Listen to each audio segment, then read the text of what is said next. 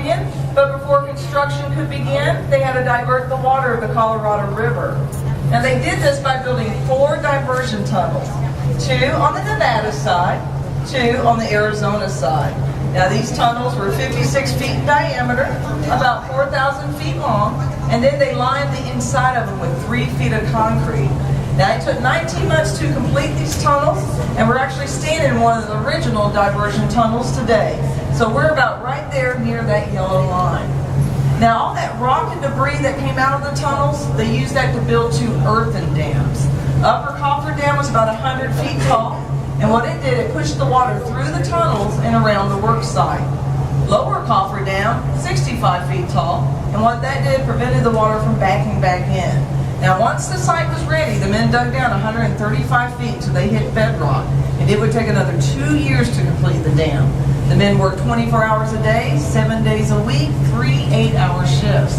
Every 78 seconds, they placed 16 tons of concrete.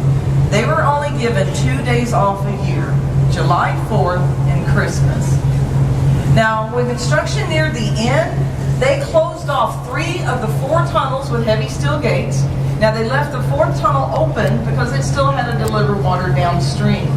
Now, the reason they closed 3 of the tunnels, this allowed Lake Mead to fill up. This took about 6.5 years. Now, when the water was able to go through the power plant, they closed off that final tunnel, and then they blasted away this lower Coffer Dam to allow the river to flow naturally downstream. The upper Coffer Dam is still underwater in Lake Mead today. And then they allowed the tunnels to dry out, and they closed off the front upper part of the tunnels. They put 400-foot concrete plugs in each tunnel. Now, so anything right here that you see in yellow, we no longer use that part of the tunnels anymore. But the lower half is still in use today. Connected to each outer tunnel is a spillway, 1 on each side. Now these spillways set 27 feet below the top of the dam, and they're used for flood control. Now they work similar to your overflow drain in your bathtub.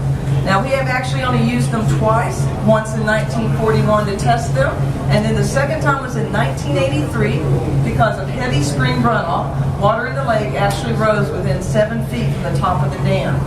Water poured over our spillways for 62 consecutive days with the force of Niagara Falls. And I don't know if y'all noticed this when you came in. That's a photo taken during that event. And this is our Nevada side of the spillway, and you can see the dam and the intake towers in the background. Now, talking about the towers, you saw them when you came in today. There's 2 on each side.